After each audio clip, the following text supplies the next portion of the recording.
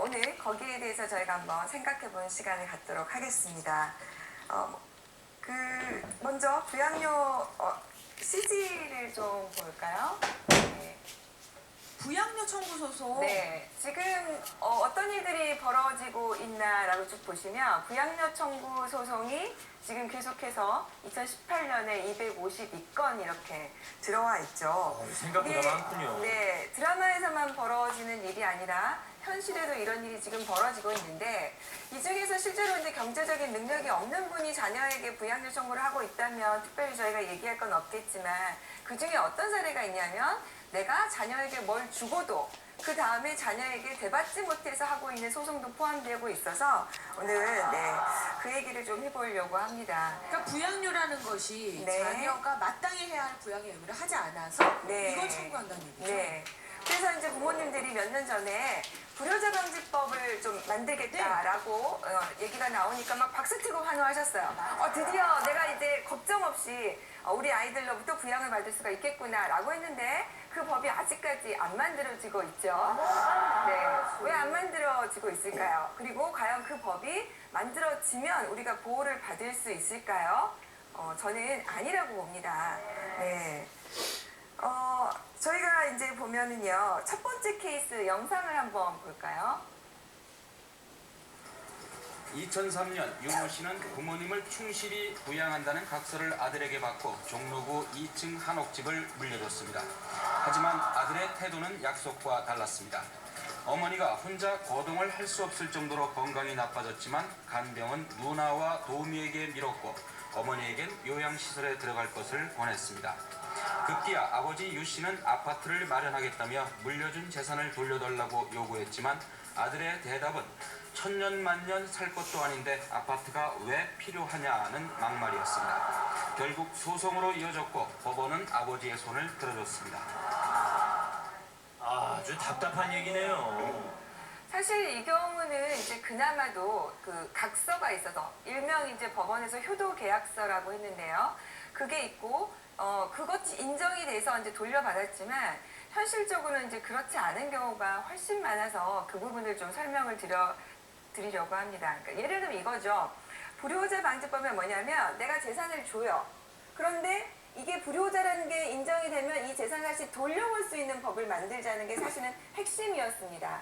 그런데 이제 그게 가능하겠냐라는 건데요. 네. 첫 번째, 제가 이혼 아시죠? 가사 전문 변호사 이혼 사건 엄청 많이 해보잖아요. 그 이혼 사건 하면은 재산 분할을 합니다. 재산 분할 하는데 그 재산 분할하는 과정에서 부모님이 준 재산으로 결혼한 자녀들이 그 재산이 남아있는 것을 본 적이 거의 없습니다. 대개 한 둘, 셋 있을까요?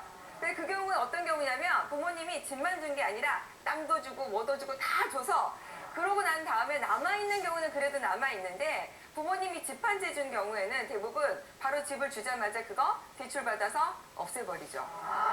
그래서 재산분할 상황을 보면은 거의 부모님이 준 재산은 거의 없더라는 거예요. 자세하게 제가 사례를 하나 안타까운 걸 한번 얘기를 해보면 부모님이 집 한 채가 있으셨습니다. 근데 이 집은 어떻게 만들었냐면 아버지는 경비서시고 어머니는 가사도우미 하시고 겨우 정말 집 한 채 있는 거예요.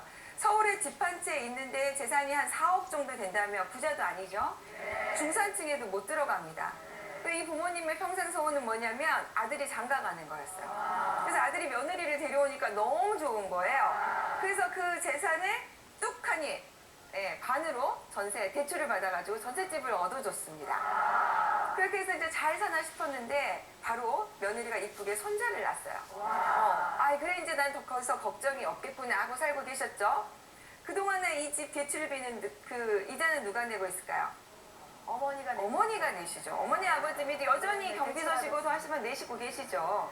근데 아들이 이제 하루는 놀러 왔어요. 어머니, 우리 지금 이거 가지고 우리가 일어서기는 좀 힘드니까 우리가 그냥 처가에서 아이를 키워준다고 하니까 거기 좀 들어가겠습니다 라고 하는 거예요. 여기 어떻게 해요? 어머님 다. 그거 너무 자연스럽죠?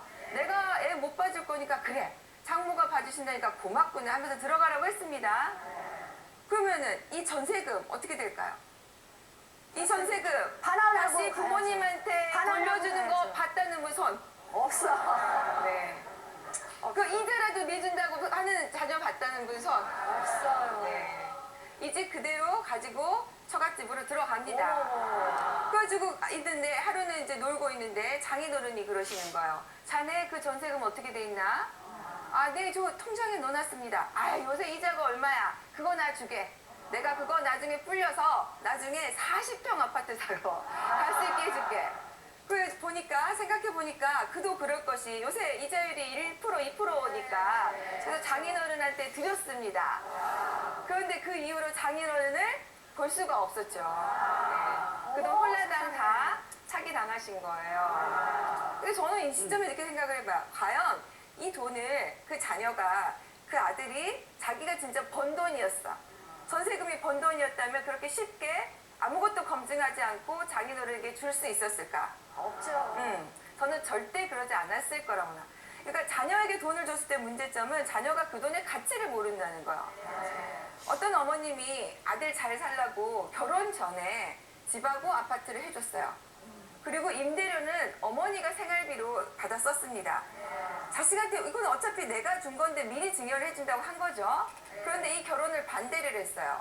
그랬더니 그다음 무슨 일이 벌어졌냐. 어느 날 아들이 연락이 안 돼요. 며느리가 자기 남편을 꼬셔서 전부 다 처분해가지고 이민을 가버린 거예요. 그래서 내가 정말 부양을 안 했다고 해서 돌려달라고 할 때 그 재산이 그대로 있겠느냐 이거죠. 지금 이거 텔레비 보고 있어서 이게 지금 우리 CG에서 본 영상에서 보면은 그래도 그 아파트가 남아 있으니까 계약 안 했다고 돌려달라고 하면 이길 수 있지만 과연 그 재산이 근데 그대로 남아 있는 너무 경우가 무엇이 많이 저는 거의 일어나서 없을 것이다. 괜찮을까? 그래서 불효자 방지법이 효과가 없을 것이다. 네, 그럼 그렇게 분류는 또 어떻게 규정?